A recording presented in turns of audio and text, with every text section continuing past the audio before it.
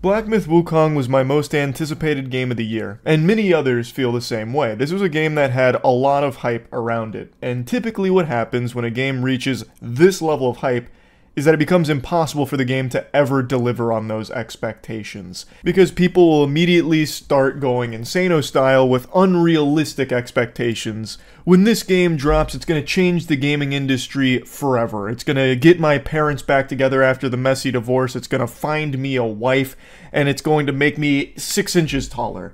Like, calm down, it's a video game, not a fairy godparent, you know what I mean? It just becomes very easy to get lost in the hype train that goes off the rails, so when the title actually does drop, it leads to people being disappointed or underwhelmed with it. However, in the case of Black Myth Wukong, I'm happy to say it actually exceeded my expectations. I've now dumped 30 hours into this puppy here, and I just want to give you my full review on it. Now, I actually haven't even gotten the true ending yet, because there's still a lot of things you have to do to get the secret true ending, which I'm going to go back through and do. But I wanted to give you a full review for now with my thoughts on it, and whether or not it's worth your money. First and foremost, I think all of you know Souls-like is my favorite genre. I just fucking love Souls games. I get so giddy to play them. I get more excited for that than Randy Pitchford does at a squirting competition. And I thought Wukong was going to be a Souls-like title because all of the marketing material kind of gave off that vibe. However, it's not a Souls-like game. It's very clearly Souls-inspired, but it's more akin to something like God of War. Like recent God of War, 2018 and Ragnarok, with Souls elements woven into it. That's like the closest comparison I can make to the combat.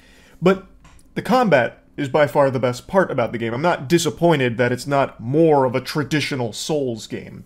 I actually really love the direction they went for the combat. It's not perfect, and I'm going to get into some of the complaints, but overall, it's extremely fun. Now, there is so much progression in this game. There's so many things you can be putting points into to change builds around and all of that.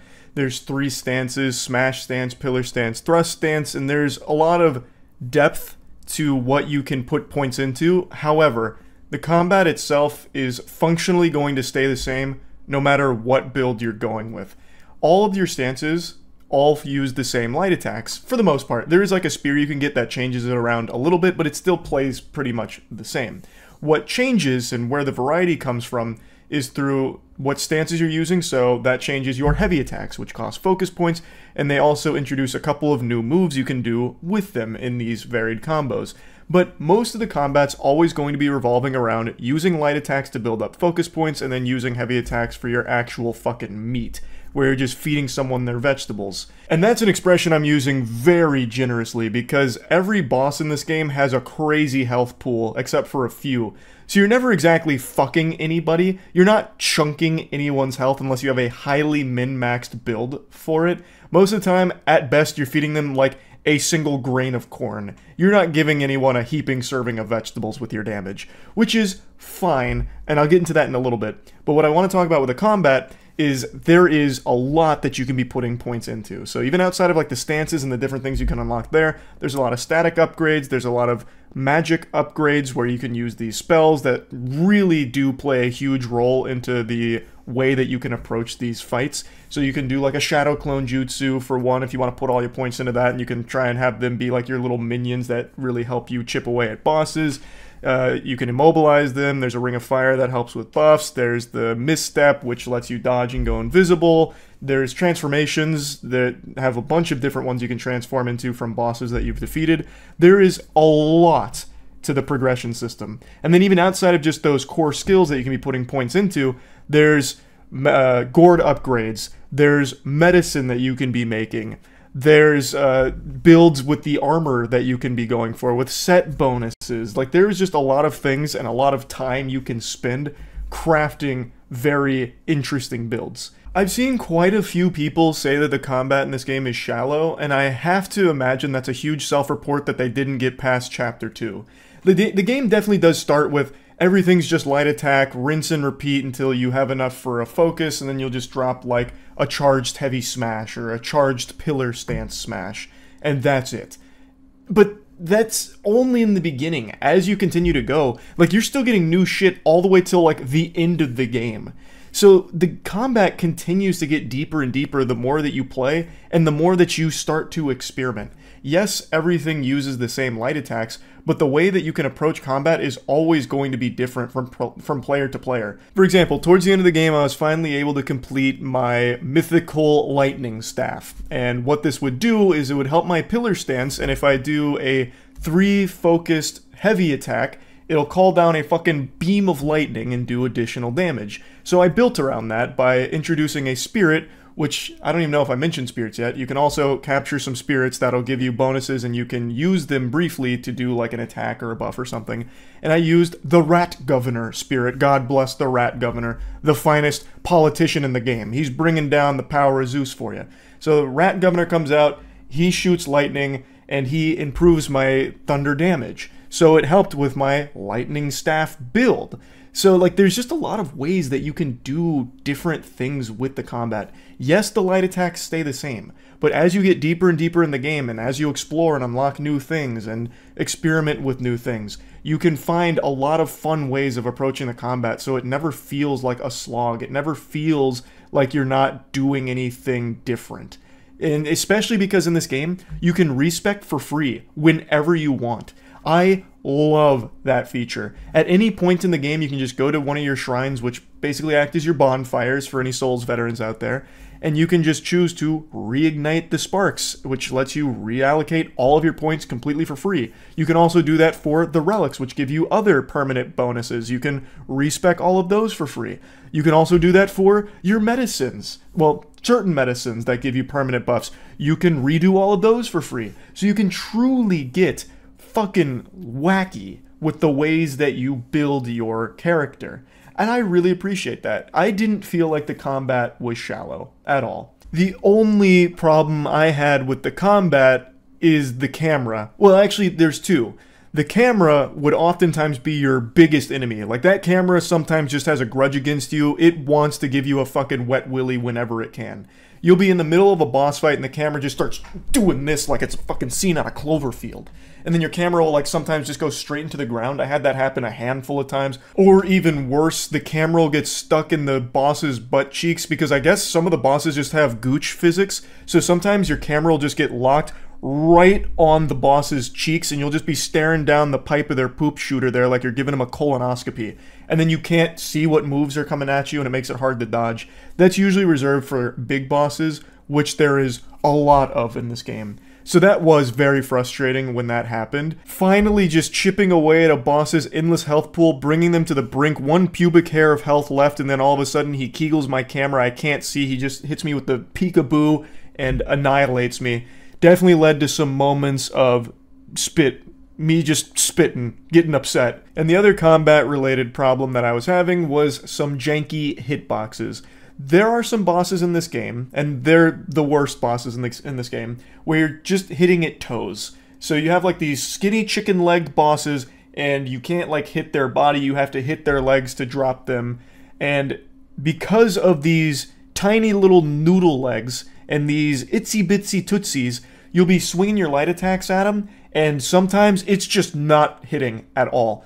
All of your light attacks are missing, so you're not building up focus. When you do get lucky and start hitting them occasionally to build up focus, and you do your, heavy attack like you're doing smash stance, you'll sometimes just completely fucking whiff because it's so skinny, the hitbox is so tight, and there's a little bit of wonkiness to it that you just won't be doing any damage, which obviously doesn't feel good. And there's some bosses that have moves where the hitbox doesn't actually match the visuals. So this was actually a problem with the yellow wind sage, which I know a lot of players were banging their head against the wall against. That's like the first actually challenging boss in the game.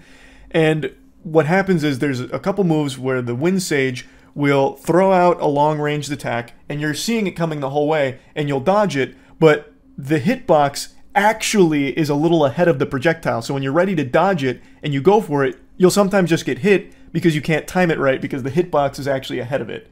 And the Yellow Wind Sage also has a really frustrating design where some of the challenge with the boss is that he goes outside of a sand tornado and just starts spamming moves that you can't see coming.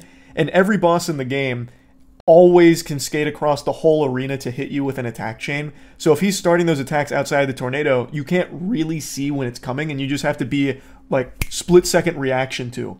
Which, for your boy, wasn't a huge problem. I got him in 4 tries. But for a couple of friends of mine, they weren't so lucky. Maybe skill issue, maybe not. But the hitboxes are definitely wonky with some bosses. Another notable example is the 100-eyed Taoist. That's towards the end of the game. Well, over halfway through the game, there's a boss that is giant spider body, giant like fucking centaur guy. It looks like something out of the Harry Potter Cursed Forest or whatever that had all those unicorns and shit. And this dude comes out, and you want to get to like the side of him. Oh, it's a centipede body, not a spider body. Excuse me, I didn't mean to offend any spiders out there. But you want to get to like the side of his body so you can start wailing on his legs and not get punished up front. But you can't really run around the side of him because his hitbox is so fucking robust. Like the girth is so crazy that you can't actually run around the side in time because he's tracking you and you can't get around that hitbox fast enough. Sometimes you get lucky and squeeze through it when he throws out an attack, but if you want to actually try and like get behind him, you can't do that super well because the hitbox extends too far. So hitboxes were definitely a problem throughout the game with some of the bosses, but it was never like egregious. Like it was never to the point where I thought it was unfair or broken. It's just one of those things that when it happened, it made me mad in the moment, but it's not something that you can't overcome and learn to deal with the jankiness of. But yes, it isn't perfect. It's not like flawless. So I think combat is the best part about this game. If you're someone that likes high action, nuts to butts, high octane action, this is the game for you. It's a must play for that alone. And I think this game does something very smart, where instead of giving you like a ton of trash mobs to fight through to get to the next boss, where it kind of almost feels like filler, where you're just fighting a bunch of like scraps, you know, this game gives you tons of bosses, oodles. This probably has the most bosses out of any game I've played in recent memory. I can't think of any game that has this many bosses. And there's so many secret bosses too. And I need to give fucking huge praise for like the secret content they have here. I'm gonna glaze the shit out of it for that. I did tons of exploring. I explored every nook and cranny I could find for this game, turned over every goddamn rock looking if there's any gold underneath it, just all kinds of beautiful little nuggets of lore and treasure throughout these worlds. And they have entire zones that are entirely optional that are huge. Like Chapter 2, for example. There's a quest line you can start with a big pig guy that's slapping at his belly. And if you start his quest line, it unlocks a big area and a lot of stuff to it and a lot of boss fights. Like there's so much depth that you can find through exploring the game. It's amazing. Like I don't know how people are calling this like too linear or not big. This has so much to it. It's very clear you're just not actually exploring it. You are just beelining and saying that. There's so many side bosses, so many side quests that lead to huge areas with massive bosses. It was so refreshing to do these side quests, get this nice reward with either material, weapons, armor, something like that, and fight a fucking awesome boss that had like a really good storyline for the side quest too. Like it was great. So I think that is exceptionally well done here. But what I was trying to say is these are huge zones for the most part, and there is like a lot of like smaller enemies throughout them, and there's some enemies that you can kill and get the spirit of to use on your side if you want to, and that's cool. But it's not just running through a bunch of trash mobs to get to the next boss. There's some trash mobs, yeah, but you can like explore off the beaten path and immediately just find a boss. There are so many in this game. The only other game that I think has this amount of boss fights is probably Elden Ring, and that's great company to be in. Now, I don't think Black Myth Wukong is nearly to the level of Elden Ring or anything, but I do think it's a very good game. Now, like I said, there's a ton of bosses here, and that's the best part of these kind of games, is fighting well-designed, great-looking, badass bosses, and this gives you that in droves. You know, like, you're more likely to find a boss in one of these zones than you are to find, like, a normal enemy. It's so nice, actually. I love that. So now, since we're talking about bosses, I want to give the good and the bad and the super stinky when it comes to some of these boss fights.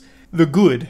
The bosses are really fucking cool. I love the visuals in this game. I think the design is incredible. Obviously, the game is graphically beautiful. It is a stunning looking game, and the bosses are such a treat to look at. And it feels really rewarding when you just happen to find one or you finish a side quest line for one and get rewarded with a really cinematic, there's some really cool cinematics. In fact, I think my favorite one is actually for a side boss, the Dusk Veil. And that's a totally optional one. Point is, the bosses look amazing. The movesets for most of them, overall, are really cool and feel fair. But there are a couple of bosses in this game that have actual bullshit in their arsenal. So the game overall, I think, is not nearly as challenging as most of the other games in a Souls-like genre, or I don't even think it's as challenging as some of the bosses in God of War 2018 or Ragnarok. I think overall, most players will find this game pretty simple and easy to get through the majority of it, but there are a few bosses throughout that are actually a slog. There's a couple bosses that are just, for lack of a better term, pardon my French, poop. I've already mentioned the Yellow Wind Sage, where a lot of people hate that boss because of obscuring your vision of the moveset, but I actually think the stupidest design for the boss is the Hundred-Eyed Taoist in his second phase. In his second phase, the challenge comes from him reducing your overall stamina by half. I actually think it's more than half. He gives you just enough stamina to roll like twice before getting winded. You start huffing and puffing like me going up 2 flights of stairs. And that's just not fun. That's a really cheap design for a challenge, where the challenge just comes from, oh, he took away like all of my stamina, so I can't fight back that well. And the counterplay to it is by using an item. I don't want to spoil how you beat that boss, but there is like a counterplay to it. But if you don't have that item, if you didn't go out of your way to find and get that item, it becomes an unbelievably obnoxious chore to beat him with like 2 rolls worth of stamina, because then you get maybe like 1 light attack string off and then won't be able to dodge, so then you're just a sitting duck for him to put his cock in. Like, it's not a fun challenge from that design perspective. And I already mentioned some of the bosses that are really tall and you're wailing at their feet. There's never anything fun about that. I've always hated that from a design perspective. Like, sometimes it works. Like, there are a couple bosses like that that I think are cool. But for the most part in this game, there's just never anything fun about trying to, like, hit a very small leg enough that they'll fall down so then you can hit them in their body. I just never really like that. But overall, I do think the vast majority, 98% of all boss fights in this game are really fun and feel really good to fight against. Now, I did mention that for the most part the game is on the easier side of a game in this genre, but I wanted to take a quick second here to pay some respect to some of the hardest bosses in this game. Yin Tiger, which is an optional fight where you can challenge a blacksmith that you unlock through a side quest to a challenge where you will fight him for his spirit. And he has, I think, like 3 or 4 different attack chains, all of which have like 10 or 11 moves in them. So you have to dodge or use spells. Well, actually, you can't even use spells most of the time because he has an ability to break out of your immobilize. So if you cast Immobilize, he's just going to teleport out of it instantly, so you won't even get any value out of that. If you try and hide from him using Pillar Stance, he'll instantly counter you with a command grab. That's something I also want to mention. He's not the only one that does this kind of shit. There are bosses in this game where they counter some of what you're doing. It's like they learned from you. So there's another boss, an Inspector, where if you do a Pillar Stance where you try and like wait out or bait out some ground attacks, because Pillar Stance puts you high enough that you'll dodge them, what he'll do instead is he will stop throwing out ground attacks and he'll just do range projectiles so he can hit you off Pillar Stance, which is really cool, especially like thematically. It's very cool that the bosses are observing you and learning you. So if you're trying to dodge Yin Tiger on your Pillar Stance, he's going to cast Command Grab and you're going to get one shot for it, which is very cool, and it makes him a very hard boss. And his 10 or 11 attack chains, which he does like 3 of those, he has like 3 different variations of it, are punishing. Like, it took me a long time to beat him. But the boss that actually took me a longer time to beat is Yellow Long. Yellow Long is this dragon guy who has a lightning spear. And in this game, this is universal across all the bosses, when a boss starts using attacks, if you run away from it, you're not safe, Buster. Yeah, just when you thought you were out, they pulled you back in.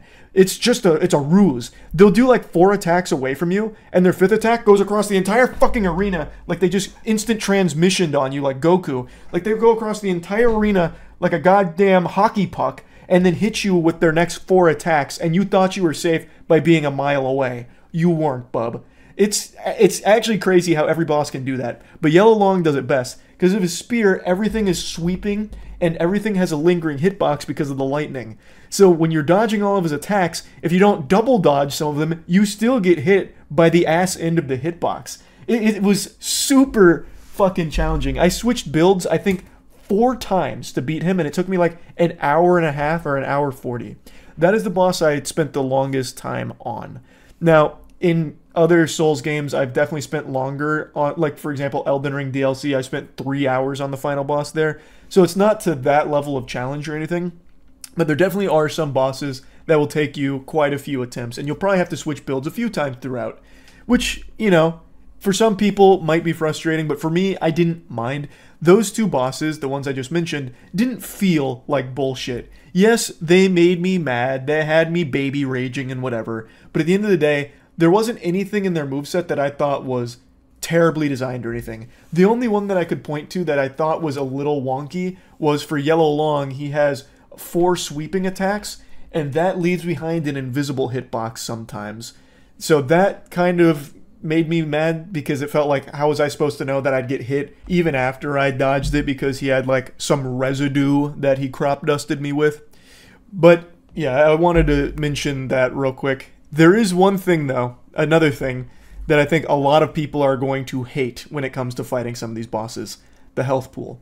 That was a complaint of mine for some bosses. Some bosses have more health than others, and the ones that do, like Yellow Long, holy shit, they have a lot of health. Yellow Long was clapping me. Like, you couldn't pull his dick from my butt with the jaws of life. His cock was buried so far up my asshole, it was like Excalibur in the stone. You couldn't pull it from the stone. And a lot of the reason for that was because his health pool was so large. So even after you get like far into the game, the bosses don't feel like you're doing more damage to them. It doesn't feel like you're getting stronger in terms of how hard you're hitting, even though you're upgrading your weapons, you're upgrading your armor, you're adding more points to, you know, flat damage buffs. The boss's health is scaling too. Well, I don't know if it's necessarily scaling or if it just starts super huge, but like, you don't do a ton of damage even as you go further and get stronger. So Yellow Long, like, I think when I finally beat him, it was a 9-minute boss fight-ish, something like that. It was 9 minutes, start to finish, of me just punishing him. Like, going as hard as I can on DPS, casting Immobilize off rip, doing Pluck of Many, which is my Shadow Clone Jutsu, transforming into my strongest transform to stack on even more damage, you know, rock soliding all of his moves, which is basically the parry system in this game. It's a spell. You cast Rock Solid, parry, gives you focus, I'll hit him with a charged heavy. Doing all of that, and still just barely whittling away at his health over the course of like 9 minutes to beat him. So some bosses, I really do think, just have overtuned amount of health. It's not like the moves I have an issue with, it's mainly just some bosses' health is crazy. Now, let's go ahead and move on from combat-related things. I know I've spent a long time on this, on that subject, but that is the main selling point for this game. Most people are going to be interested in Black Myth Wukong because of how fun the combat looks. And let me just assure you, the combat is even more fun to play than it is to watch. I really enjoyed it. I loved how there were just so many boss fights. They were so different from one another for the most part, and it really just felt good. And I spent a lot of time crafting a lot of different builds. Some worked, some didn't, some fumbled, some fucked. It is what it is. It was still a very, very fun experience. I want to get to the story now, because this actually surprised me. The game is obviously based around Journey to the West, and it has some of the most hype cutscenes of the whole year. I love the intro to this game, and I loved the conclusion to this game, and I got the bad ending. I got like the weakest ending, and I still loved how it ended. And the game also does these end of chapter cutscenes, which are fully animated pieces that go for like 5 minutes sometimes. Like these 5 minutes might be exaggeratory. I'm not sure how long they go, but they feel like a long time because you get a lot of content. And after each chapter, you get a beautiful animation. And it's not always just like the same style either. There's like a stop motion animation in here too. Like I loved it. It tells a really interesting story. Now, I'm loosely familiar with Journey to the West, like the actual story of it, but there were so many things in here I had no clue on. And there were sometimes I got lost because the story is kind of pieced together in a interesting way that I wasn't expecting, so I kind of did get lost when it came to the lore occasionally, but I was still so invested in the world and the characters and the narrative. It was so fucking good. Like, that shocked me how much I liked the story of the game. And there's so many cutscenes too. There's so much more storytelling in this game than I thought there would be. I thought it would be all combat all the time. It's not. There is a lot of world building and a lot of storytelling, and it is done so well. At least I think it is. I do think I was done a disservice by just playing the English dub, because I don't think all of it had been translated properly.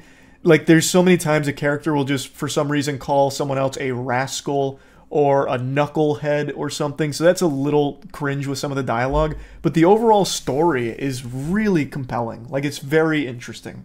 I was definitely invested in the narrative. Oh, and I have to mention the music.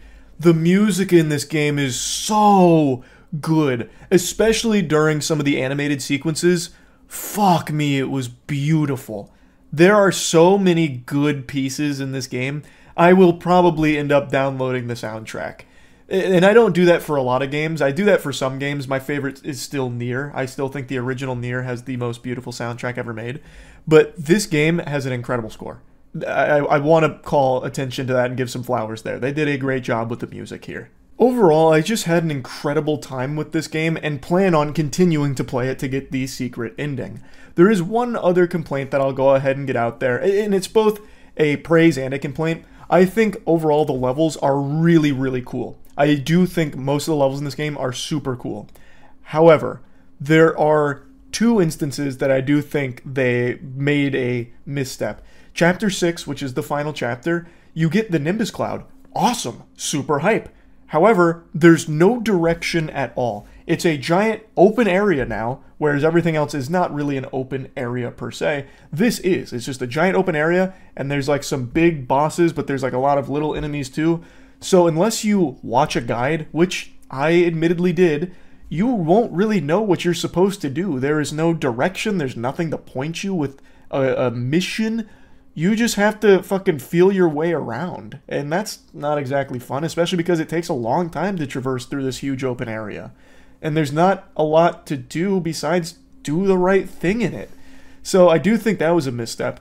And I also think Chapter 3 is just way too long compared to everything else. Chapter 3 is significantly longer than every other chapter in this game. It's very good, like it's super good, but I don't know why it's so much longer than all the others. And I just wanted to call attention to those two things. Overall though, like I said, I think the levels in the chapters are really good, but there's definitely some room for improvement there. I think this game is extraordinary, but I do think it has plenty of flaws. I am very pleased with the time I've spent with it. And I definitely think it's worth buying. 100% I think it's worth buying. If you like Souls games, you'll definitely like this one, even though it's not exactly a Souls game. There's Souls elements in there that I'm sure you'll appreciate. If you like very high action games, you're going to love it. Like, I do think this is just a game that a lot of people are going to really, really like. I think it's worth the money. If I was to plug it into the Moist Meter, I'd give it a very cool 85%. Like, I really think it's a great game. And yeah, that's about it. So yeah. No.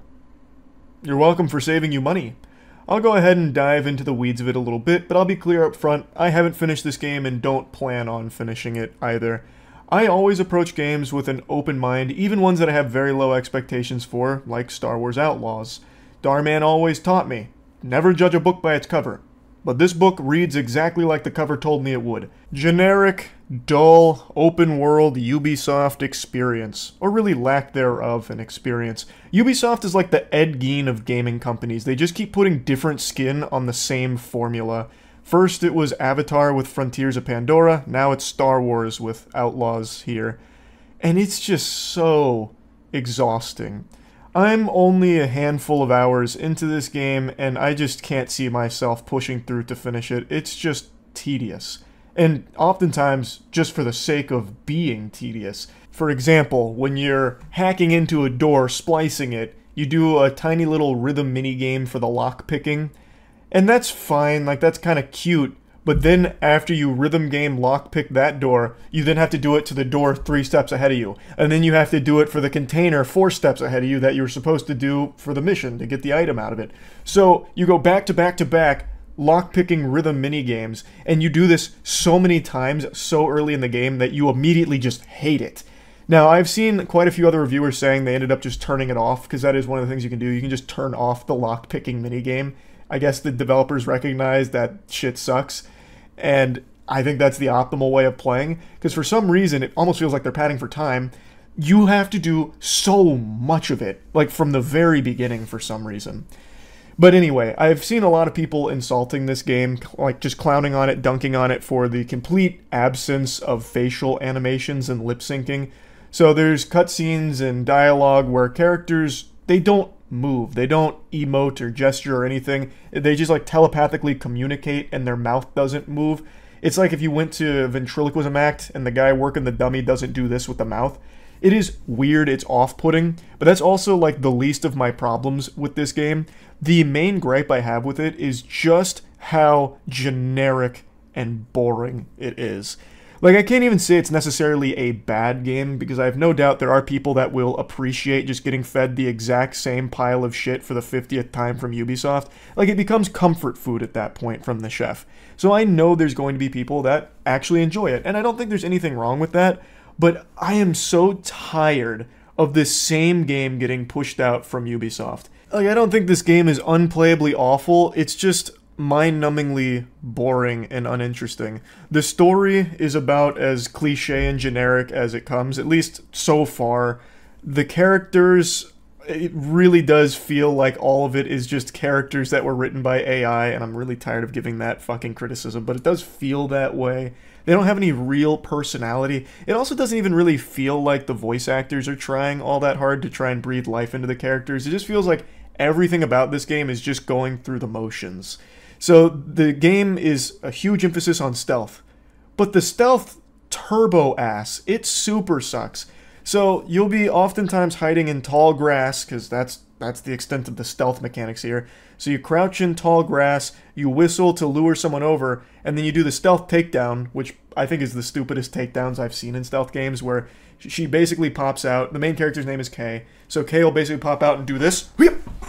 Give them the fucking, knuckle sandwich here, insta KO them, or sometimes do like a gut punch into a haymaker, and then that's your stealth takedown. But sometimes when you're doing the stealth takedown from the bush like you're supposed to, it'll still alert the entire area, even if there was no one around to hear it. Like a fucking tree falling in the forest, but everyone somehow hears it despite not being in the forest. It's ridiculous. And it's really inconsistent, because sometimes you'll do that, and if you get caught in a lot of these missions, it's an instant fail, so you have to do it again. And you'll do it again like Groundhog Day, and this time, magically, nobody sees you do it. So it's just kind of inconsistent with those mechanics there and what the AI sees and doesn't see. And sometimes the AI is just broken. So not every mission results in a failure if you don't do stealth. Sometimes you can go loud and, use your blaster. And I'll get to the combat in a minute. But sometimes in my playthrough, when I would go loud, the AI would just cease to function. Like, I'd stand right in front of somebody, and the AI would just be like, "Where are they? What's that noise?" And just like shooting to the sides, or like shooting at where I was maybe 15 seconds ago. But even when everything's working as intended, it's still just not fun gunplay or combat. So you have your blaster, and you have a couple different modes you'll unlock for your blaster that do different things and excel in different situations. And you're just stuck with the goddamn noisy cricket the whole time, that little tiny blaster that looks like a toy. There is an ability to pick up better weapons from enemies that you kill, but it's temporary, and you drop them anytime you do another action, like climb a ladder or something, so then you're just right back to the same blaster. It's just, I don't know, I didn't have any fun with it. Like, I don't think it's bad. Like, it's definitely serviceable, but I don't think serviceable warrants $70. Like, there's nothing in this game that I think it does really well. other than one mechanic that I actually found myself enjoying far more than I would have expected to, and that's your animal companion, Nyx. You have a little minion with you, your sidekick, and you can have him do different things like solving some puzzles by having him go to switches or open things, or in combat you can have him like attack somebody or distract somebody or sabotage a barrel, and it's actually kind of fun to do that, and there are some cool combos you can do when you start integrating that little goober into the flow of gameplay, but everything else is just same shit, different toilet. I really was super surprised by how lackluster the story was. Now, again, I haven't finished it, so maybe it like gets really good towards like the end of the game or something, but man, by the time you reach there, I feel like most people have already checked out. I did a lot of exploring, trying to do a lot of side stuff, because I thought maybe that's where like some really fun stuff would happen or some cool characters, but all the side stuff, man, it's just more of the same chore simulator shit. At least all the side activities I was trying to do. And the overall narrative is just a very simple, predictable plot. And there is an idea here that I think could have worked really well with the reputation system, where you can have different reputation like the Huts or Crimson Dawn and all of that. But it just feels like unrealized potential with that, because there's really no consequences. Like, let's say you ruin your reputation with the Huts. You go in there, you fist them, they're like, this lady stinks. K-Vess is the worst. Put her wanted poster in here. That's a kill on sight. Bury her 6 feet under. Well, you can immediately kind of earn that reputation back and become their savior, their angel, by just doing like a couple of odd jobs. At least so far. Like, again, I can only speak for the handful of hours I've played, but at least so far you can kind of always get your reputation to where you want it really simply and very easily. So it doesn't matter all that much. Also, I will say there's another idea that I do think could have been cool, and that's the way they handle progression. So instead of just having like a normal talent tree or something, there's different people that'll teach you different things if you fulfill certain requirements. So like going out there and using a talk jutsu like Naruto, you can earn by doing 5 melee takedowns and 3 distracted enemy takedowns, and then you get the ability to do that. It's a cool idea. I do like that idea. It just would have been improved if the things you were earning were just better, or just more fun to experiment with. But yeah, overall, I just wasn't enjoying my time with Star Wars Outlaws. I don't think it's an awful game per se.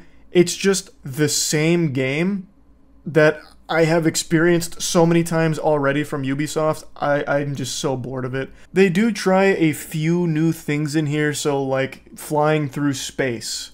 And that could definitely work if it wasn't Ubisoft making it. What ends up happening with flying through space, at least so far, is you just do the same shit. You really just do the same shit. You'll fly to like some treasure and loot it, and maybe you'll like shoot a couple of enemy fighters in the air, and then that's about it. There's not a whole lot of depth to that, at least not as far as I am here. But I feel like after a handful of hours, if you're just not enjoying something, it's probably not worth just investing even more hours into it to force yourself to try and find some level of pleasure from it. So I'm not gonna push through Star Wars Outlaws. I'll just give you my thoughts on it as of right now. And yeah, that's about it. See ya. And it just gripped me. It dragged me in. I'm sure many of you are probably exhausted from me going gushing grannies over the first Space Marine game, which I just played for the first time like 5 days ago, and now this one. It's just so good, and I love the universe. Like, I knew nothing about this going into it. I was basically a Warhammer Cro-Magnon. And now, after completing the game and seeing the credits roll, I would let the Emperor suck from my fucking tits. Like, I have become hooked. I've already watched some lore breakdown videos, and I might even get me some of those miniatures. So if you see me begging on the streets with a bunch of scratch marks on my neck, you know what happened to me. But yeah, I think Space Marine 2 is incredible. It is my second favorite game of the year, just behind Black Myth Wukong. I don't know what crack everyone's smoking to say that it's mid, or I saw some like 6 out of 10s for it. They must have been playing a completely different game. Like, this is as old school as gaming gets. I said this during streams. It feels like an Xbox 360 game in the golden era. Like, I mean that as the highest compliment.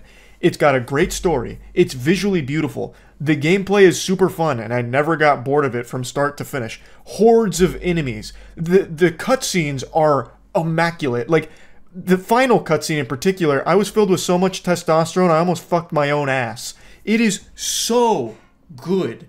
Like, everything about the game, I really enjoy, including even its PvP multiplayer. Like, yeah, it's not the most fleshed out multiplayer ever, but I actually really like that. It's super simple. You play as some Ultramarines, and you go out there and clap some cheeks in either Domination or TDM.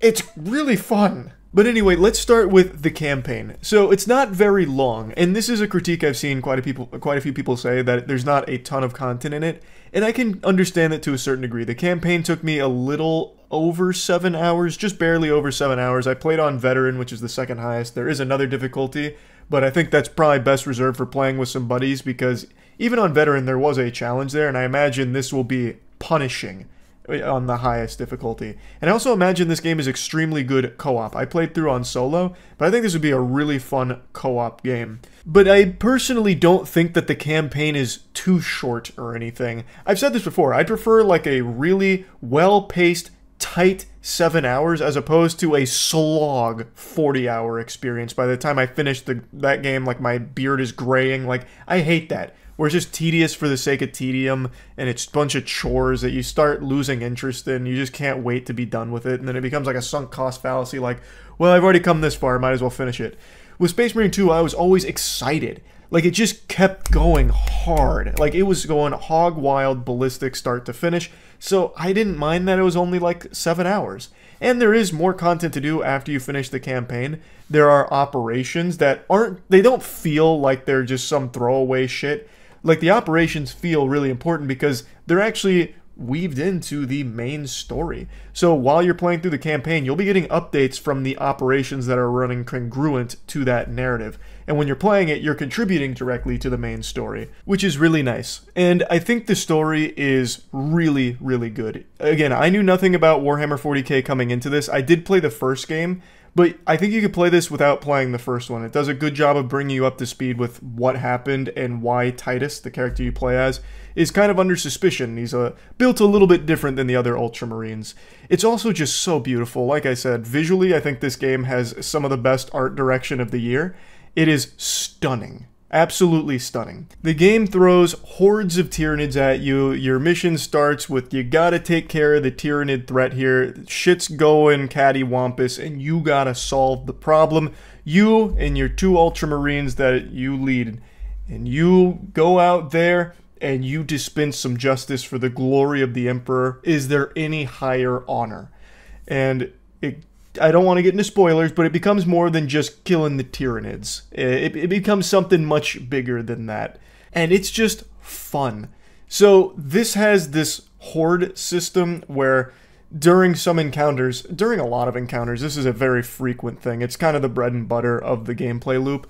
There's going to be hordes of Tyranids, or down the line, some Chaos agents, and they just send tons of enemies at you, and it's your job to swat them like mosquitoes. So kind of like in World War Z, if any of you played that game. I didn't really like that game, but I think they absolutely crushed this system in this game. They'll have like the Tyranids crawling over each other and making like a wall of meat to climb up to your position, and you need to like manage that wall, otherwise you might get overrun by just this swarm of insects that you might not be able to handle. Then there's, of course, like some elite enemies mixed in with them, some bigger enemies, some buff enemies, and it just becomes very hectic, but in a good way. Like, it never feels unfair or stupid or overwhelming. It just feels hype at all times. It just feels extremely hype, especially because the cutscenes complement that and just continue to just put their foot on the gas. I just actually can't picture someone sitting through this game with a frown on their face going, meh, trash, garbage. Like, I really can't envision that, because this is like the essence of a game. Like, it doesn't try and do anything like super crazy. It's just happy and content being a really fun, over-the-top action game. Now, I do understand why people might be frowning about the actual combat because it's pretty simple. It doesn't deliver anything that you haven't already seen a million times before. Also, the enemy variety is kind of lacking. You end up fighting the same enemies over and over again, which didn't really bother me because it's just fun to kill them, and the combat to me was fun. I appreciated the simplicity of it. So you have 2 weapons, and then you have an ability, you have grenades, and you have melee. That's it. There's not a ton of weapons to choose from. There is quite a bit of variety, but a lot of them play pretty identical to one another. And the melee is basically the exact same combos for everything. So you have light attacks, and you can hold for a heavy attack. And it's not the most fleshed out melee combat, but I think it's effective. You can parry enemies, you can dodge, and there's perfect dodges, which you can then punish with like this, headshot. It'll be like this aimbot headshot if you do a parry or a perfect dodge. And it's nice, you regain your shield. There's also finishers, so if you weaken them enough, you can execute them to get shield. It's fun, but it's not deep. So I do think people are going to be a little put off by that. It's not going to be everyone's cup of tea. But for me, I really enjoyed it. Oh, also, there's like a lot of customization as well. So you can really put your best foot forward here to dress to impress for the Emperor. Make him clap for you and kick his little feet in his chair with a smile on his face while spitting up. There's just so much to love about this game. But it's not perfect by any means. There is some real jankiness to it, but it's nothing that I think ruins the experience. I do think that many people are going to find it severely lacking in content compared to a lot of games that have come out recently. It doesn't bother me because I don't feel that way. I definitely feel like I got my money's worth with just the campaign, let alone the operations that are actually really fun and the PvP. Now, there isn't many operations. There's only 6 operations right now, but they're apparently adding more down the line, so it's not like it's going to be 6 operations forever. But even still, like, to me, I got plenty of content out of the purchase, so I'm very pleased with it, but I do think for a lot of people they're going to find it a little lacking in that department, and I don't think they're wrong for feeling that way. But overall, I definitely think Warhammer 40k Space Marine 2 is worth picking up. It's the first time in a long time that I really feel like I was playing a passion project from the developers. It didn't feel like it was some, like, corporate decision where everything was dictated by, like, numbers, like how can we get the most juice for the squeeze from our players and fuck them, and maybe we make it open world or something, like, oh, maybe it needs to be some type of turbo live action experience. Though I do think this game is like pseudo live action. I don't think it's labeled as a live service. I don't think it's labeled as a live service game, but they have like a whole roadmap for what they're going to be doing with like operations and more PvE content. So I guess you could kind of classify it as like a pseudo live service game, but it just doesn't feel like all of the live service games we've been fed recently, like the dog shit that's been put on our plate from those genres. This one actually just feels like some developers love the property and wanted to make a fun, cool game set in that universe.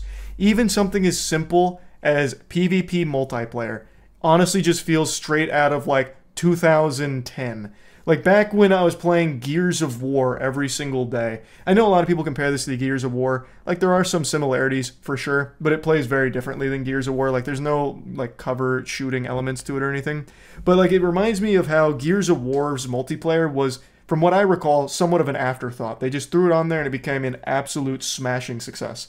I'm not saying the PvP in this feels like an afterthought or anything, but it feels like it has that same DNA where it's, we want to offer this because some people might really enjoy it. They're not making the PvP to try and have it become the next big esport to compete with Call of Duty or anything.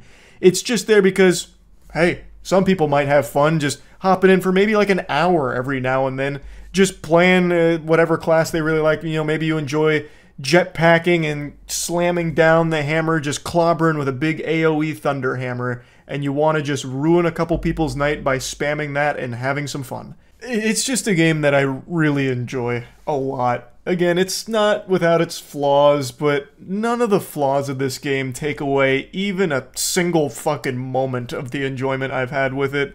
So yeah, I do recommend it. I think it's fun. That's really about it. So yeah. Astrobot is a phenomenon right now. It's a game that's getting perfect scores from pretty much every single publication out there. I'd probably struggle to find anything below a 9 for Astrobot right now. It's mainly 10s, and it's not just from game journalists.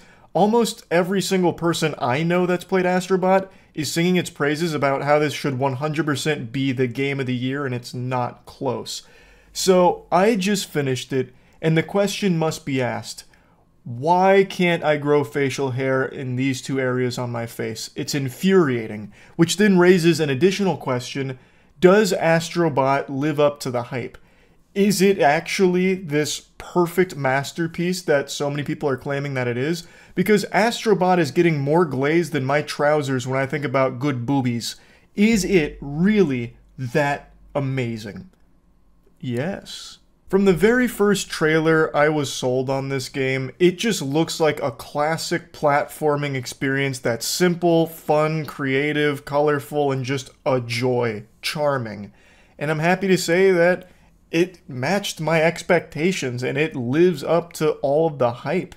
It really is just pure fun. Now, one of the biggest criticisms I see for this game from people that want to throw cold water on the face of anyone enjoying it is that it's a glorified ad. Yeah, no shit, but it's still like a really fun game. It is just a PlayStation advertisement. It's basically taking a walk down the memory lane here, where you basically glup shitto like a Star Wars fan, pointing at the screen like, oh, I get that reference. Oh, I know that cameo. Because in Astrobot, what you're doing is you're rebuilding a PlayStation 5 after it gets fucking robbed by one of the aliens from the Jimmy Neutron movie.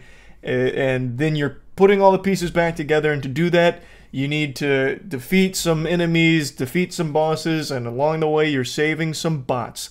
And some of those bots are cameos from beloved PlayStation classics like Ape Escape, like Jak and Daxter. And it's really refreshing to remember how great some of these IPs that Sony does nothing with were, and still are. A lot of these games really still hold up in the modern age. And then there's skins from other games, like Bloodborne. Dankin said during my stream that Astrobot has done more for Bloodborne than Sony has in the last 10 years. And he's 100% right. Sony just lets that fester and die in their fucking putrid butthole, along with many other IP that Sony just trap in the dungeon, fucking lock away in a sarcophagus, and then call the wambulance wondering where'd all our great IP go. It's refreshing to see life with these properties in Astrobot. There's games that I grew up on represented in here, and it's really just nice. It's a feel-good experience. The levels are creative. You pick up some power-ups that'll give you more options besides just the normal punch and jump. So you'll get like little frog clampers where you'll be like fucking shooting little frog faces out there to blow things up and attack enemies. You'll get a time-stopping watch to help with solving puzzles. There's secret levels, there's challenge levels, and there's a lot of fun boss fights. It is a simple, enjoyable game. It's not a very long game. I didn't 100% it or anything, but it took me about 7 hours and some change to just finish it. And I did get a lot of it done, but there's still a lot more that I have to do. There's a lot of secret levels I missed. I didn't do every challenge level. I didn't find every puzzle piece. And from what I've read, to platinum trophy this game, it's like 10 to 12 hours. So to 100% it, you'll be putting in a little over 10 hours.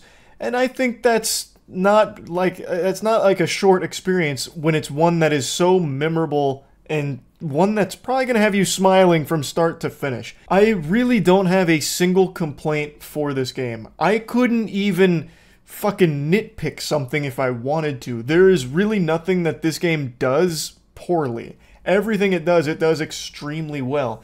It controls great. It's visually wonderful. There's really fucking crazy physics to this as well that you'll also use to be solving puzzles. There's so much creativity. It oozes style. Every level is distinct and unique. I actually just can't think of anything that I could try and say as a negative about the game. Like, the only one you might be able to say is that it's too short for some people's taste, but for me, I think it's perfect length. Now, while I do think this is going to be a very strong Game of the Year contender, I don't think it's like a guaranteed slam dunk landslide victory for Astrobot. It's been a really good year for games. It's not my favorite game of the year. It's in my top 3, but my favorite game of the year is still Black Myth Wukong. My second favorite game is Space Marine 2, and then just barely behind Space Marine 2 is Astrobot. Those two are fucking shitting and spitting for that number 2 spot. And maybe when I go back and 100% Astrobot, that ranking will move from 3 to 2. But I don't think it's going to beat Black Myth Wukong in my eyes. It's a very good year for games, and I do see a world where Astrobot wins Game of the Year. This is a game that I think appeals to pretty much anyone of any taste. You'd have to be pretty joyless to find things to hate about Astrobot.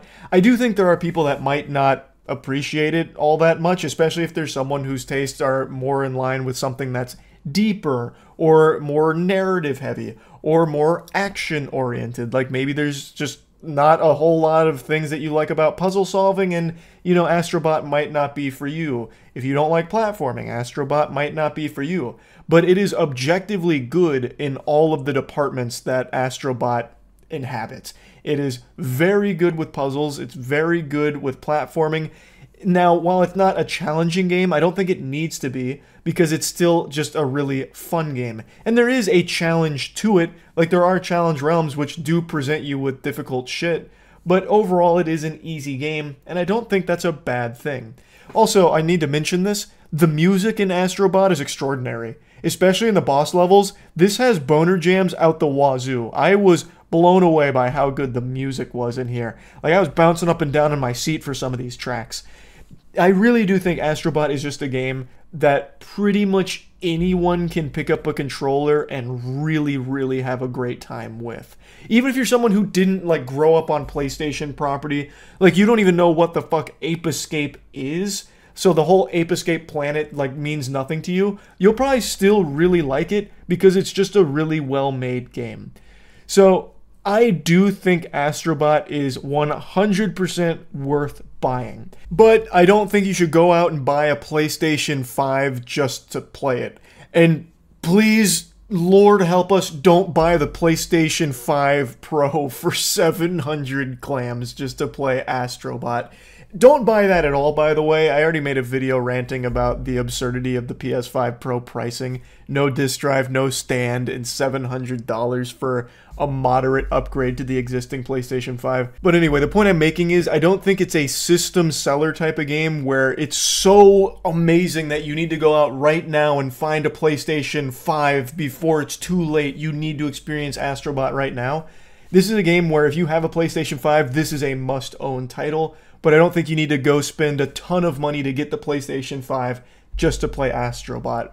It is a game that you will have a great 10 to 12 hours with, and you might replay it every now and then just because it's really enjoyable to play. But I don't think it's a game you're going to be pumping like 30, 40, 50 hours into, you know what I mean? But I think it is extraordinary. I think it absolutely lives up to the hype, and I definitely think it is a game that is 100% worth buying. That's about it. See ya. Absolutely yes. The game not only lives up to the hype, but it has so much additional meat on it that kept my tummy full and super satisfied with the purchase. And just look at me. My grease is going Ultra Instinct right now. You know why? It's because we're under a boil water notice, so I'm afraid to take a shower for a little bit. So I'm just letting all the filth accumulate, which only improves my ability to game. I've been grinding off-stream Dragon Ball Sparking Zero ranked matches because the gameplay is just actually super fun and a lot different than I expected. So I grew up with the Budokai series, played all the Tenkaichi games. I mentioned this before, but one of the very first videos I ever filmed was a Budokai, I think it was Budokai 1 video, where I was giving a tutorial on how to unlock a character. I don't remember who, but I put my family's little camcorder on a chair next to me and filmed the screen as I unlocked the character. So this is a series that is obviously near and dear to my heart. And when I heard they were bringing Tenkaichi back with Sparking Zero, I was extremely excited, but I expected I'd only enjoy it casually. Not the case. I've been putting some sweat into this. I'm putting some blood, sweat, tears, and cum into this game. I've been watching videos on, like, more advanced techniques such as how to get out of getting hit from behind, because back shots in this game are tough. Like if you're taking back shots, usually you're eating the entire combo, the whole whopper is getting fed to you. But there are mechanics, if you're good enough, where you can get out of those. So I was learning all of that, and I've been grinding. It's fun. Like, it's a really, really good game, both casually and competitively. Now let's go ahead and get into it. I'll get my biggest complaint out of the way right now. This is something I said on stream a few times that ruffled some feathers, but I'm tired of people pretending it's not a legitimate complaint. The episodes, which is basically the story mode to the game, is extremely lazy in its presentation. Like, it doesn't have cutscenes, really, it has slideshows. It uses still images to convey the story. Yes, it is a story that's been told a million times with Dragon Ball Z, but if you're going to do a story mode at $70, it should be done well. Like, it should be more than just still fucking images. I think that is a very fair criticism of the game. Now, there are a couple of cutscenes, but they're minimally animated. It's more like action figures that you're looking at, and even still, even in those cutscenes, it'll do like a Kamehameha and then freeze. And then you'll have the character getting hit by it go, ah! And then just stop again. It's basically like fucking stop motion, but terribly done. Like Lego stop motion looks better than the cutscenes in Dragon Ball Sparking Zero. And it's a shame. Like, again, I know this story's been told a million times, but for this price tag, if you're going to have the story mode in here, just do something a little bit better than that. And they also skip around so much in the story and don't really explain anything, so if you don't know the Dragon Ball story, you will have no fucking clue what is happening here, because it is nonsensical. They don't actually even tell the story. It's as if you asked ChatGPT to give like a 50-word summary per arc of the Dragon Ball Z story. Now, they have different POVs, which help to fill in the blanks, but not very much. They do have a really cool idea, though, with this, where you can actually change the path, go down a different branching path, a what if. So, for example, like in the very beginning with Raditz, you can choose to do it solo. You can just fucking raw dog Raditz and say, Piccolo, we don't need you. And if you defeat Raditz in a quick enough time, you'll get a different path that's not canon, not what we've already experienced, which is cool. It's not like the deepest thing ever, but it's a fun little addition to it for sure. And they also have another quirky little addition where when you're in one of those moments where there's like some minimal animation with characters, you can go into first person mode. I mean, that's just kind of nice. Like it's I don't know, cool. Makes it a little more cinematic, I guess, even though the characters are just standing around when you're in first person mode. It's at least different. But yeah, overall I was super underwhelmed by the story mode episodes, all that. Luckily though, that's not where you're going to be spending most of your time. You'll probably grind that just to get the Dragon Balls so you can make a wish and get more characters or something like that. I doubt anyone's going to be playing Sparking Zero solely for the episodes, but I did want to mention that it is pretty lackluster there. Where you're going to be spending most of your time is probably the multiplayer. The multiplayer is so good, and I actually haven't had any real problems with the netcode, and I expected it to be like really sloppy. I thought it'd be like really laggy pretty often, because oftentimes fighting games on launch have been, especially anime fighting games. Not the case here. It is silky smooth, very smooth so far, and it's pretty creative. So you have a couple different options. If you want to do ranked, for example, you can do like a single battle where each of you and your opponent, will pick a character, duke it out. This is the traditional game mode I think most people familiar with this series know, love, and expect. But they gave us a really nice surprise.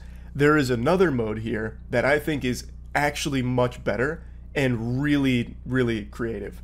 So you pick a team.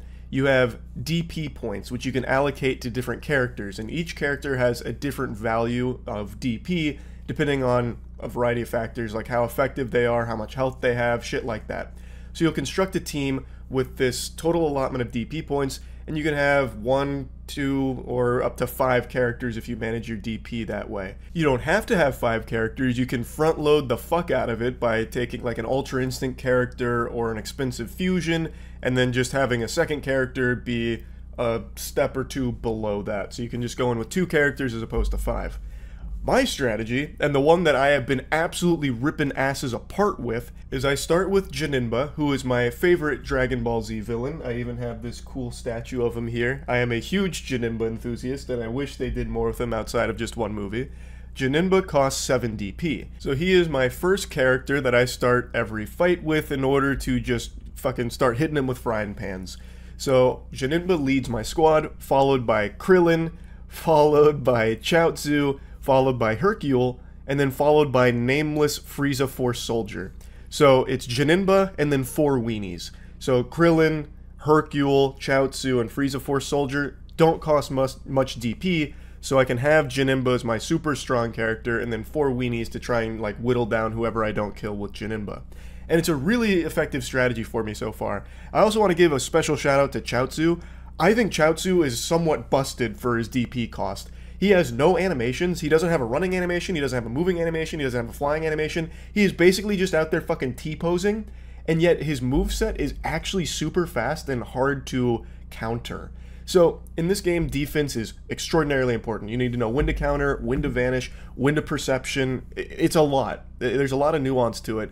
And you can kind of mash your way through it sometimes for sure, but the best players are going to know all of the timings, and they're going to be able to get out of these things. Chaozu, though, I think has schmix-ups that not even the best players are familiar with yet. So, I think this squad is devastating at the moment. I'm doing really well climbing and ranked with it, and I just think it's a really fun format. You have your team lineup, which is always going to be different. You can have wacky lineups, you could have like really standard meta lineups with Ultra Instinct and all of that if you want to, but it just makes it so everything plays out differently. You're always going to be going up against different teams for the most part. You can always get really creative and theory craft what's the best use of DP. Is it good to go in with 5 strong, or is it good to just go in with 2 really strong, you know? It just makes it super enjoyable. You can even have giant characters too. Like you could do base form Janinba, which is a giant character. I think he sucks. Like I don't think you're smart to do that because he's easily punished and doesn't really do much in general. But you can if you want to. You go in there with all giants if you want. It's so fun. It's a great game mode. And now let's really dive into the nitty-gritty of the gameplay, because even though these modes are really fun, they'd fall apart if the game itself wasn't enjoyable. And it is super enjoyable. It's hard to play this game without a smile on your face, I feel. The gameplay is one that I think appeals both to casual audience and people that actually want a, skill ceiling to it, where there's a lot of creative skill expression. I think this offers both. So you can kind of mash your way through it, for sure, and it'll get you some level of success against other people that are mashing, but you will hit a wall when you start going against people that actually bother to learn all of the mechanics. And it's really, really well thought out. Characters play similarly. Like, you're always going to have characters using their light attack strings mixed in with, like, their heavies, which will stun so you can extend your combos, like combo extenders. You'll launch a character away, and if you're someone that's mashing, you might not know how to follow that up. You won't get, like, the vanish combos behind them. You won't be able to dragon rush and start punishing even more to extend your combos, but you can, as a masher, still get the launch, and you can maybe still, like, dash over there in time, or hit them with a super. Like, there is just so many options that I think make it a really fun experience, even if you're someone that doesn't like to try super hard in games like this and just want to kick back, relax, and just play some fucking fun Dragon Ball. It's really well designed. But let's talk about it on a deeper level, because the mechanics offer so much depth, like, that you can learn. And I really appreciate that. For example, if you're getting comboed out the wazoo, if you're just mashing, you probably won't get out of that combo, especially if it's in your cheeks. Getting hit from behind is a very hard thing to get out of if you haven't, like, learned the defensive advanced, mechanics. But if you have, what you can do is you can super counter out of it. You can perfectly time to vanish out of it. You can use a super counter. Like, there's a lot of different ways of getting out of these tricky situations, and you have to manage your skill points effectively. So skill points in this game allow you to do different things. It's not all defensive, but some of them are. So, for example, if you're on standard controls, you'll press R3 and you'll spend 2 skill points if you're getting pummeled, and it'll get you out of there if you time it right. But if you're also good on offense, you can actually turn that around. So if they press the R3, they use the 2 skill points to get out of it with the counter, you yourself can respond to that and try and keep the combo going. There's just so much back and forth. Like, I am very excited to see, like, the highest level of this, because it's going to look fucking absurd. I've already seen some crazy clips with, like, infinite vanishing, where players that are really good squared off, and they had the timing down on the characters, so they ended up just, like, vanishing 100 times, and they had all the perfectly timed perceptions and Z counters and everything. It is so exciting to watch and to play. I cannot praise the gameplay enough. I love it. And I think most people will. Whether you're a huge Dragon Ball fan or not, I just think it's super fun. There's also modes outside of multiplayer. Like if you want to do just more single solo grinding, you don't have to just do the episodes. They have custom battles. And these are like user-created battles with difficulty that far extends beyond what the episodes offer. I found the campaign to be kind of like a steamroll, especially if you just go into sparking mode. The AI doesn't really know how to respond to infinite punches. But outside of the story mode, I will say, there are a couple of moments in the episodes that are pretty brutal early on, such as I'm sure a lot of you have seen the memes, the great ape in the beginning. That is pretty tough for sure, but past that it gets significantly easier. But in the custom battles, that difficulty, that can go to absurd levels. So users will create their own custom battles that you can go in, search up, and play. And it's fucking cool. So playing against Omega Shinron on a difficulty called Hell, like, it's just enjoyable. Like, it's fun because you can always have these different battles and different experiences, and it's never just going down one set path. I think it just leads to just unlimited creativity and an unlimited replayability, because you can always just go to the next custom battle. So if you're someone that doesn't want to play like multiplayer against other people, you can do that. There's also tournament mode. There's a lot. There is a lot to do in Sparking Zero, but I really think the bread and butter is its multiplayer, and I think most people will find enjoyment in it, even if you're not someone that wants to grind super hard to be like a top-level player in it, right? I do think even as a casual player, you can find a lot of success if you never even bother to learn like the advanced mechanics. Overall, I'd say Dragon Ball Sparking Zero is 100% worth buying. It's content complete right now. It doesn't feel half-baked, doesn't feel like anything's missing or needs any drastic fixes or overhauls, which is always refreshing because sometimes games will come out that feel incomplete and you have to wait like 6 months for them to actually finish the game that you've just bought. This is not the case here. I am excited to see what they add to the game down the line. I know they'll be adding more characters, but I wonder what else they'll be adding. It's just a fun game. I definitely recommend it. That's about it. So yeah. Black Ops 6 is only worth buying if you already like Call of Duty. If you don't like the formula or it's gotten old for you, you're exhausted with the same experience time and time again, I don't think this is new enough to get you back aboard the hype train. If you've already checked out, this isn't going to be the thing that gives you a new needle to get addicted to. It is, at its core, just kind of same shit, different toilet. I had a lot of hype for this game because I really enjoyed the beta. The Omni movement really felt fresh, like it breathed some new life into a pretty stale formula, at least for me. But now on full release, after playing like 7 hours worth of the multiplayer, it just feels the same. And I think it's because in the beta, everyone was spamming Omni movement because it was new and shiny and everyone wanted to play with that toy. Everyone trying out the new butt plug with Omni movement. And now the full game's out and you realize you don't really need to be spamming Omni movement. Like, it's a nice little bonus. Like, it does feel pretty fluid. Like, the movement does feel good. But it doesn't really change anything at all, really. It's like if I put little risers in my shoes to go from 5'6" to 5'7". Like, yeah, it is better, but no one's going to notice. Like, it makes such a trivial difference. And that's kind of how I feel about Omni movement. It's fun to like dive around corners like it's Max Payne 3, but it's still just the same Call of Duty, but with much worse maps in the multiplayer. I'll get to that in a moment. Let's just go ahead and go through the whole thing. I really like zombies. I want to get that up top. I am having so much fun with zombies, much more than I expected to. I haven't been into zombies to this degree in quite a while. Like, I was actually doing Easter eggs earlier today, which I haven't done in years. But let's just go campaign multiplayer and we'll finish with zombies. Campaign had a lot of glaze. Like, it got like 9 out of 10 from IGN or something. Not that anyone really takes IGN super seriously anymore, unless, of course, they're making fools of themselves by giving The Penguin a 5 or Transformers 1 a 5 or whatever. But they gave this a 9, so everyone's like, oh, this must be like a pretty crazy Call of Duty campaign. Not really. The first, like, I'd say like 70% of the Call of Duty campaign is good. Like, it is one of the better Call of Duty campaigns. I don't think it's the best one, but it is good. I was having a great time with it. I thought they did a really nice job with the set pieces, the action. The story, of course, is nothing to write home about, but it's serviceable, and it was a good time. But the last 30%, like the last 2 hours of the game, is fucking miserable. It falls apart and it becomes just tedious chores for the sake of padding time and nonsense. Like, you go into a different dimension fighting an alternate version of yourself, and then you're strangling the life out of a cosmic being entity. It's so dumb. And it's close to being fun shitty. Like, it's so stupid that it almost wraps back around to being good if it wasn't so tiresome. Like, it slows down the pacing of the game to a crawl. It is glacial. So then you're having to, like, slowly go through these things, listen to the exposition, which by this point you don't really care about. You've definitely mentally checked out because it is just overstaying its welcome. And then you finally have, like, this weird thing that's unfolding, and it's, like, kind of cool how weird it is, but then you remember it took you, like, 30 minutes of just listening to yapping and, like, slowly opening doors and collecting little pieces of glass, and you just want it to be over.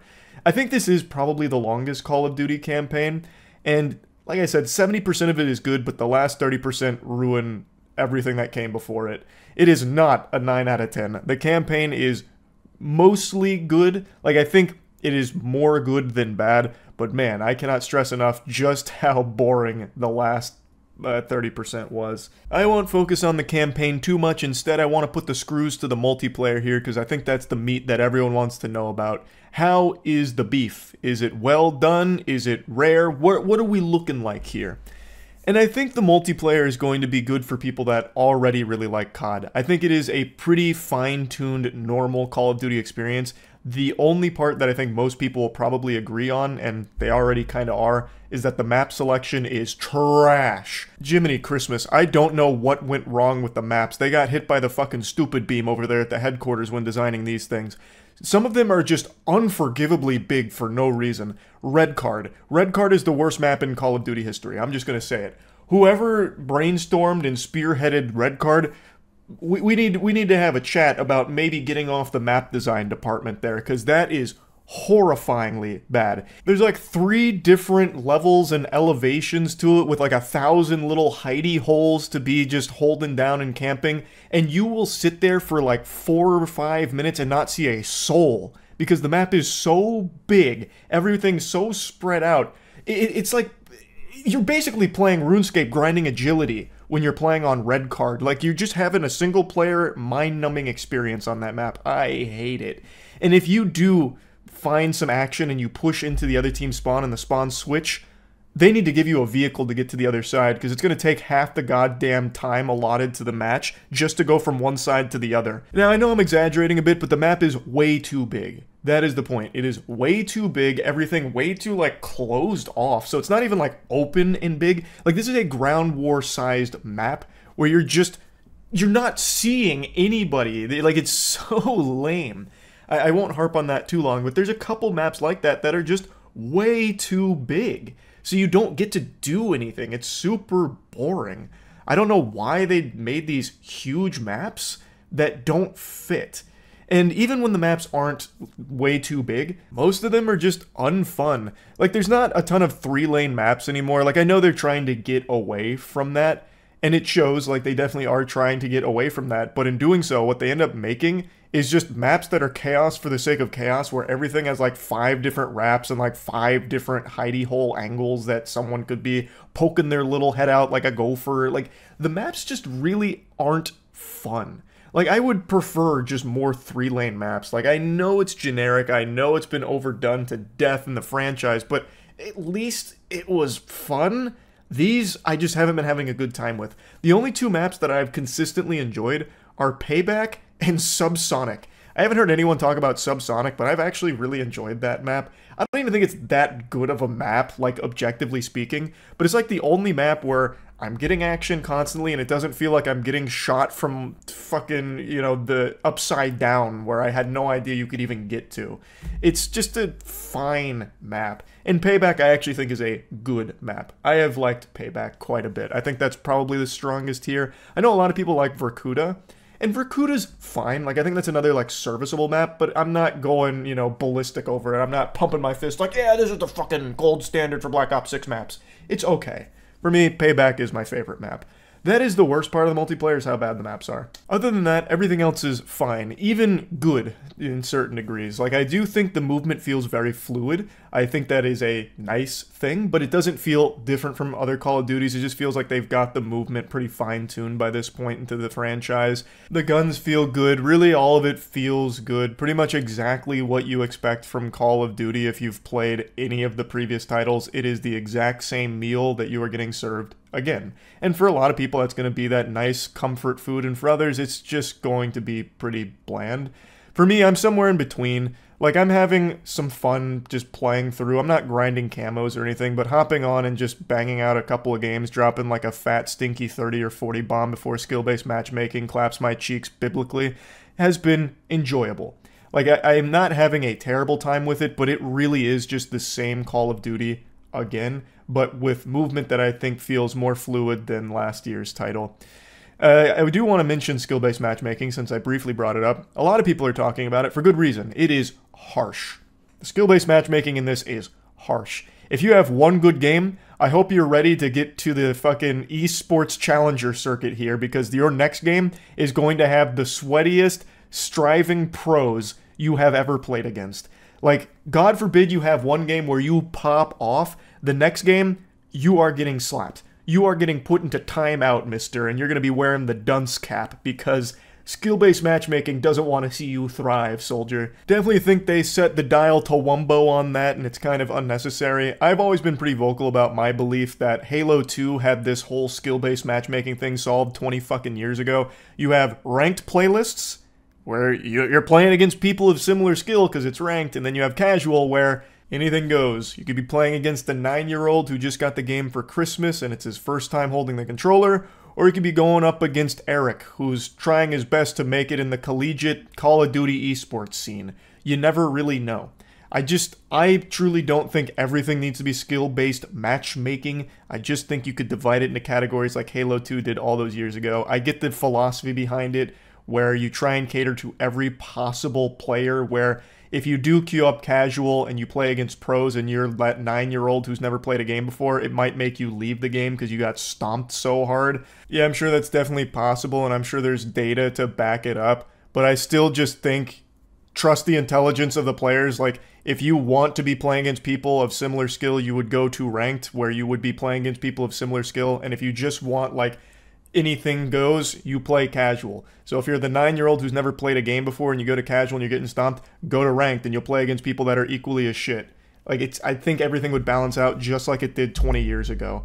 I think it's just unnecessary to make everything skill-based matchmaking, but I know that's the norm now. I'm not here to just, like, harp on that for too long, but I did want to mention it because it does feel pretty extreme in Black Ops 6. But like I said, overall, multiplayer is pretty much exactly what you'd expect. I got the exact same Call of Duty experience, more or less. I do think it's a better version. It's just not a different version or anything. Not that I think anyone expected it to be like drastically different, but I really thought it would feel different to play. Instead, it just feels like the same Call of Duty, but just a little more responsive. I like the TTK, hate the maps, but overall, I've been having some fun with the multiplayer, and I think if you like Call of Duty, you'll probably really enjoy it. If you don't like Call of Duty, I don't think it's winning you over. Do want to talk about zombies now, though, because there is a lot of people that buy these games just for zombies. I think you might be in for a treat here. I'm not, the preeminent expert on zombies. I love World at War Zombies. I grinded the shit out of World at War Zombies, a bit into Black Ops, and I know Black Ops 2 and 3, like, people love and revere the zombies there. I didn't spend too much time playing those, if I'm being completely honest. I do appreciate them, but I didn't spend a ton of time in there. In Black Ops 6, though, I'm really liking it. I'm really, really liking it. So you have Liberty Falls and you have Terminus. Liberty Falls is definitely the easier of the two. It's pretty simple. Like, everything's pretty straightforward there. Like, that's the zombies experience that I remember from World at War, except World at War was much harder. It's pretty easy in Liberty Falls, and it's really fun. Tons of zombies, tons of guns, tons of Easter eggs. You know what to expect there. Liberty Falls, I think, is a good map for people that have never played it before, and even if you've played zombies before, I think you'll still have fun with Liberty Falls. There's a lot to do. And Terminus is where you go when you're ready to become a man. Terminus is definitely the more difficult of the two here, and I really like it a lot. It is so fucking fun. I was trying to do Kraken earlier. I don't want to get into spoilers, I'm sure. I think a lot of the fun for Easter eggs is trying to figure it out with your friends, and I think people are going to have a really good time with it. And Terminus just offers a lot. I don't even know really how to talk about zombies, because if you're into zombies, you already know a ton about it. I'm just here to tell you that I think they did a good job with zombies in this one. I do think they kind of crushed it here. I think they were cooking. Overall, though, is Black Ops 6 worth buying? It is if you already like Call of Duty, and it is if you really like zombies. I don't think if you're tired of Call of Duty, you're going to like this one. I think it is just the same Call of Duty. No ifs, ands, or buts about it. It really just feels the exact same, just with fluid, pretty tight movement, and everything feels pretty fine-tuned, except with horrible maps to accompany them. So I don't think this wins you over if you're tired of the Call of Duty formula. I think this is just a good Call of Duty for zombies, and good if you just want that comfort of playing another Call of Duty game. So if you don't fall into any of those camps, a zombies fan or a Call of Duty fan, probably not going to like this one. I don't think it's worth buying if you're just playing it for the campaign. I don't know how many people buy Call of Duty just for the campaign, but I definitely don't think it is worth buying if you're only playing it for the story. You're going to be disappointed, I think. And yeah, that's really about it. See ya.